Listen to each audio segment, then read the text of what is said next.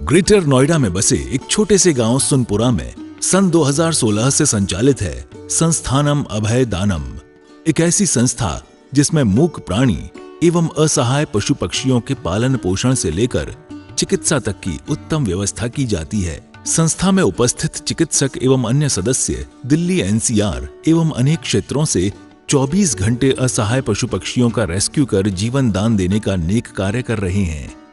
संस्था में ज्ञान दानम गुरुकुल भी चलाया जा रहा है, जहां छोटे बच्चों को लौकिक शिक्षा के साथ जैन धर्म एवं जीवन उपयोगी संस्कार भी दिए जा रहे हैं। शिक्षा ही नहीं बल्कि बच्चों के रहने एवं खाने की भी निःशुल्क व्यवस्था की जाती है। इनके साथ ही संस्थान में औषधानम आयुर्वेदिक एवं प्राकृतिक चिकित्सा केंद्र में चिकित्सकों के परामर्श से लोगों का उपचार निःशुल्क किया जाता है। संस्था में हथकरघा एवं हस्तशिल्प प्रशिक्षण केंद्र भी संचालित है, जिसमें युवाओं को विभिन्न कलाओं का निःशुल्क प्रशिक्षण प्रदान किया जा रहा है।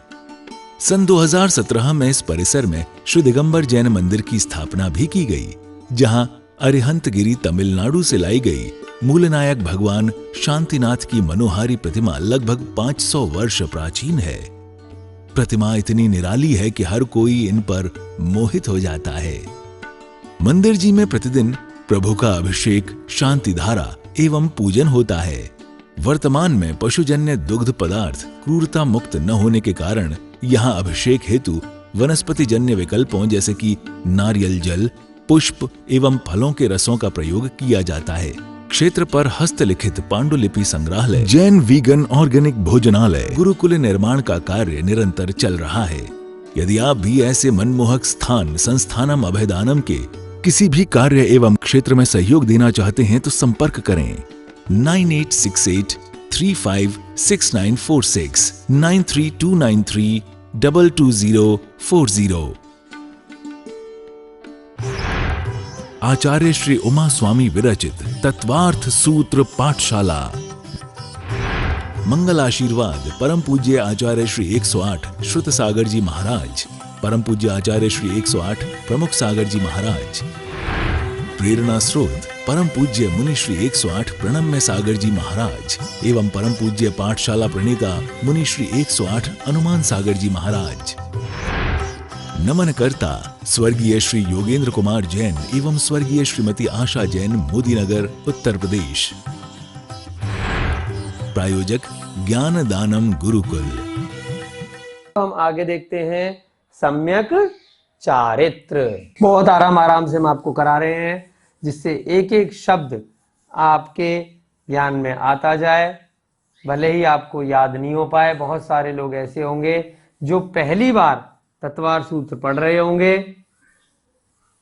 कोई घबराने की बात नहीं है, नए नए वर्ड आएंगे, लेकिन हम इतनी बार उनको रिपीट करेंगे कि आपको जब आगे के अध्याय चलते जाएंगे तो आपको लगेगा कि हाँ, ये तो सब सुना सुना सा है, बहुत मुश्किल नहीं है। और जब धीरे धीरे आपकी आत्मा में उन्नति होती जाएगी तो आपको ये सब चीजें बहुत आसान लगने लगेंगी और आप सभी भी सम्यक दर्शन के साथ में सम्यक ज्ञानी भी हो जाएंगे। और एक समय ऐसा आएगा जो संपूर्ण चारित्र को भी आप लोग सब लोग धारण कर पाएंगे।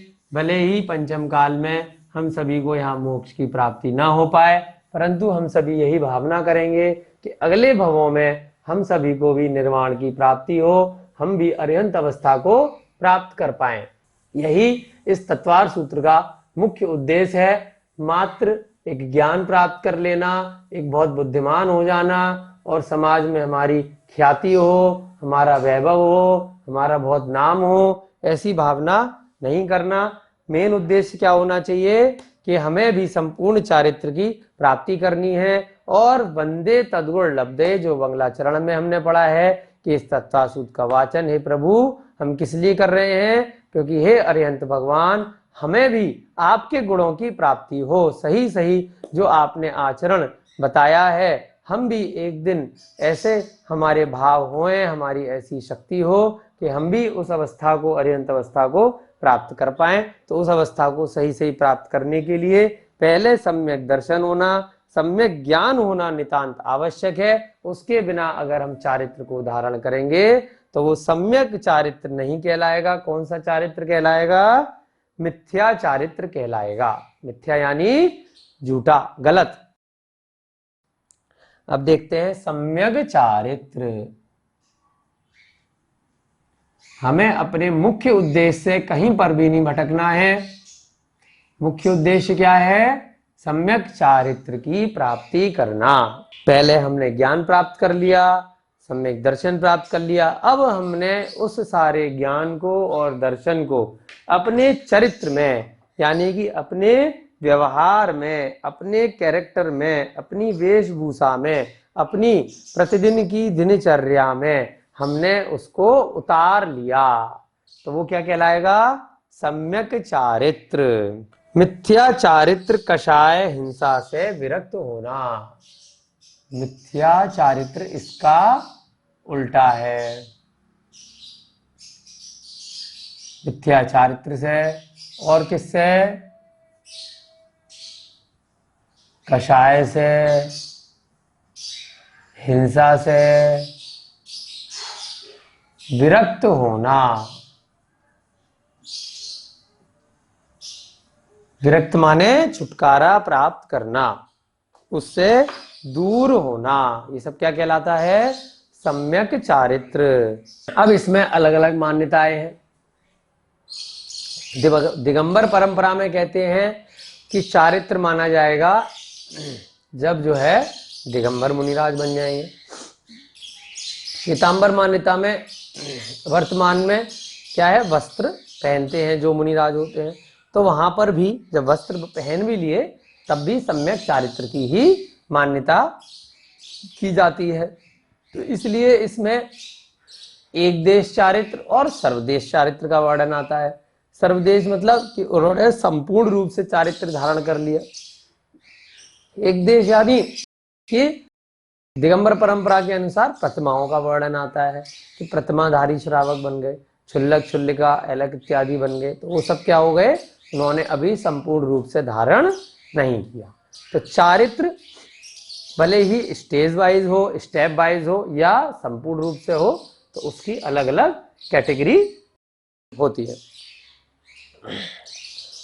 चारित्र का अर्थ होता है बेसिकली, चारित्र वर्ड आपने चरित्र सुना होगा कि उसका कैरेक्टर सर्टिफिकेट बनवाते हैं ना जब स्कूल से, तो चरित्र कैसा है इसका? चरित्र से ही चारित्र बना, यानी कि आचरण। उसकी एक्टिविटी कैसी थी उस स्टूडेंट की, उस बच्चे की, कि भाई शैतान है, बदमाश है, या बहुत ही पढ़ने में अच्छा है, विवेकवान है, धैर्यवान है, उसका आचरण अच्छा है, सबके साथ अच्छे से बात करता है या बुरे से करता है, तो ये क्या होता है? आचरण। उसी प्रकार से सम्यक चारित्र यानी कि सही सही आचरण, जो हमने सम्यक ज्ञान के द्वारा सीखा, सम्यक दर्शन के द्वारा हमारी आत्मा में जो अनुभूति हुई, उसके बाद हमने सम्यक चारित्र का धारण कर लिया, सकल चारित्र का धारण कर लिया। अब सम्यक चारित्र और जो मिथ्या चारित्र है उसमें मुख्य रूप से क्या फर्क है? सम्यक चारित्र विवेक से किया हुआ चारित्र।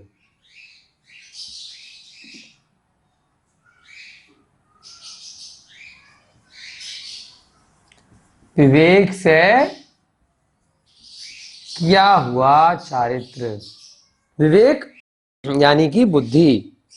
कोई भी कार्य किया तो विवेक से किया, किसी के कहने में आके नहीं किया। स्वबुद्धि लगाई कि यह चीज सही है या गलत है। किसी ने कहा कि मांस खाने से बहुत फायदा होता है और इसमें जीव हिंसा नहीं होती। जो पशु पक्षी हैं, जानवर इत्यादि हैं, उनमें तो आत्मा नहीं होती, उनमें कोई दर्द वर्द नहीं होता। तो ये किसी ने कहा, आपने मान लिया। आपको दिख रहा है कि पशु पक्षी उड़ते भी हैं, उनका परिवार भी होता है, आपस में बोलते भी हैं, भावनाएं भी होती, फिर भी किसी ने कहा और स्वबुद्धि नहीं लगाई। और क्या किया या तो खुद मार के खा लिया या किसी ने मार के दिया, खा लिया और बहुत खुश हो गए। तो यहां आपका विवेक लगा क्या? नहीं लगा। तो क्या ऐसा चारित्र सम्यक कहलाएगा? नहीं कहलाएगा। कोई भी ऐसा आचरण जहां पर आपने स्वबुद्धि नहीं लगाई, बस किसी के कहने पे आपने मान लिया और गलत धारणा मान ली, यही दूसरी चीज। इसी का अपोजिट उदाहरण लेते हैं। किसी ने कहा कि मांस खाने से हमारी आत्मा में ये दोष लगता है, हमें जीवों के प्रति प्रीति रखनी चाहिए, अनुराग रखना चाहिए, उनको कष्ट नहीं देखना चाहिए, किसी भी प्राणी मात्र के प्रति हमें हमेशा दया रखनी चाहिए, ये किसी ने कहा। अब इसमें आपने अपनी बुद्धि लगाई और देखा कि बात तो सही है कि सभी जीव आपस में कितने अच्छे से रहते हैं, पशु पक्षी हैं, पर्यावरण इत्यादि हैं। तो यहां पर आपने बुद्धि के साथ में उस बात को मान लिया, तो क्या कहलाया? विवेक से किया हुआ आचरण। और जीव रक्षा का आपने संकल्प ले लिया, आपने हिंसा से विरक्त होने की भावना कर ली। तो यहां पर क्या आया? विवेक से किया हुआ चारित्र। विवेक का उल्टा क्या होता है? अविवेक। यानी कि बिल्कुल भी आपने अपनी बुद्धि लगाई ही नहीं, जो जैसा चल रहा है चलने दो, जो ठीक है तो वो हमारा विवेक के अपोजिट कहलाएगा, यानी कि मिथ्या कहलाएगा। अब क्या देखेंगे? मिथ्या। मिथ्या चारित्र यानी कि ऐसा आपका चारित्र जो विवेक से नहीं किया। मिथ्या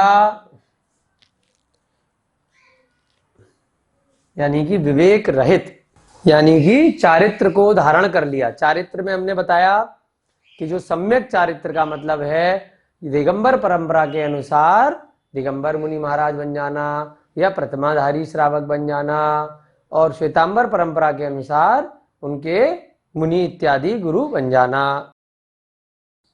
तो जब ये वाला चारित्र चाहे दिगंबर परंपरा में हो, श्वेतांबर परंपरा में हो, या इसके अलावा अन्य मतियों में भी हो, तो जो भी उनके अपने अपने धर्म में जो गुरु बन जाते हैं, संत बन जाते हैं, या घर में रह के भी स्वाध्याय इत्यादि करते हैं, विवेकी हो जाते हैं, तो वो सब क्या हो जाता है? चारित्र को धारण कर लेते हैं। जानकारी करके विवेक के साथ, स्वबुद्धि के साथ में वो सब क्रियाएं करना। और यहीं पर किसी के कहने में आकर क्रिया सेम है। देखिए बिल्कुल बहुत मामूली सा फर्क है और बहुत बड़ा फर्क है सम्यक और मिथ्या के बीच में।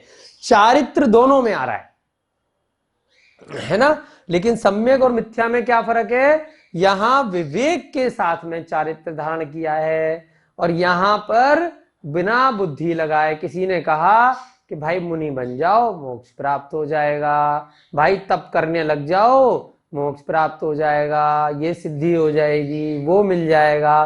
तो क्या किया? बिना विवेक के मिथ्या के साथ तप करना शुरू कर दिया, बहुत सारे व्रत ले लिए, त्याग कर दिए। विवेक रहित त्याग,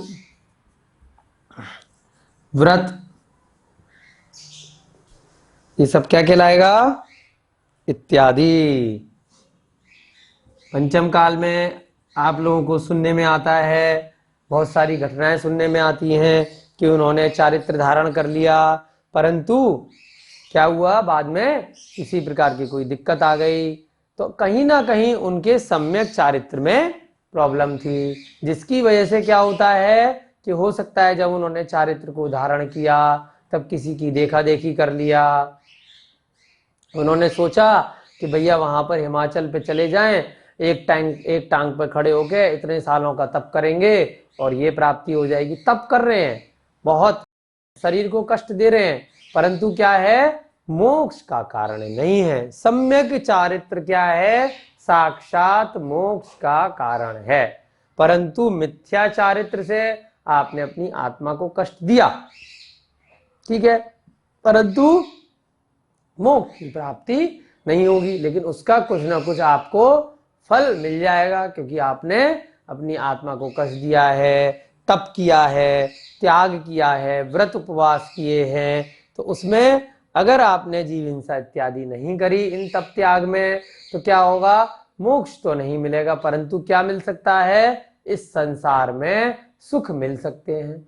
आप अगली भवों में व्यंतर आदि देव पर्याय में जा सकते हैं, अच्छी योनियों में जा सकते हैं, परंतु कहाँ नहीं जा सकते, आप मोक्ष में नहीं जा सकते। क्यों? क्योंकि आपने जो चारित्र धारण किया था वो सम्यक नहीं था, वो मिथ्या था। तो अगर यहाँ पर हम संसारी सुखों की बात नहीं कर रहे, संसार में तो देवता भी हैं, देव गति भी संसारी गति के अंदर ही है, चाहे वैमानिक देव बन जाएं, चाहे भवनवासी बन जाएं, या व्यंतर बन जाएं, कोई से भी देव बन जाएं, चाहे ज्योतिष देव बन जाएं। आगे के अध्याय में हम 4 प्रकार के देवों का वर्णन भी पढ़ेंगे, लेकिन ये सभी देव पर्याय भी संसार ही हैं। संसारी सुख की प्राप्ति तो हो सकती है। उदाहरण के तौर पर आप लोगों ने पार्श्वनाथ भगवान के काल में कमठ का उदाहरण पढ़ा था। तो कमठ का जीव क्या था, उन्होंने भी बहुत तप किया, काफी दिनों तक खड़े रहे एक ही स्थान पर, तप करते रहे, लेकिन मोक्ष प्राप्ति के लिए उन्होंने तप नहीं किया, तो मिथ्या चारित्र को धारण किया। सम्यक चारित्र में क्या है, सच्चे देव शास्त्र गुरु पर श्रद्धा करके आचरण करना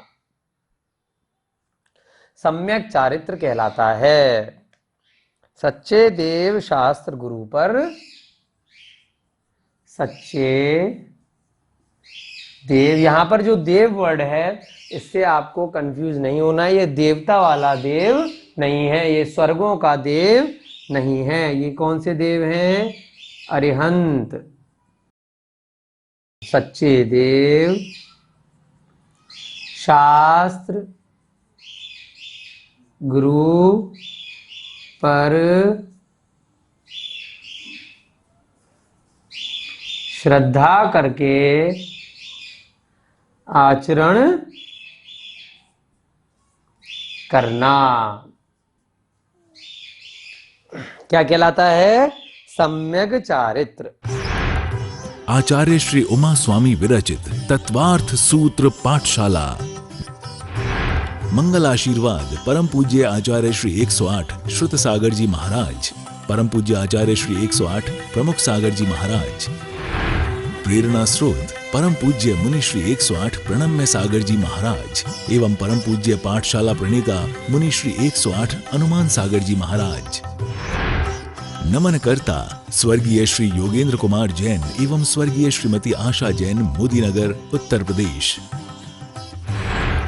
प्रायोजक ज्ञान दानम गुरुकुल।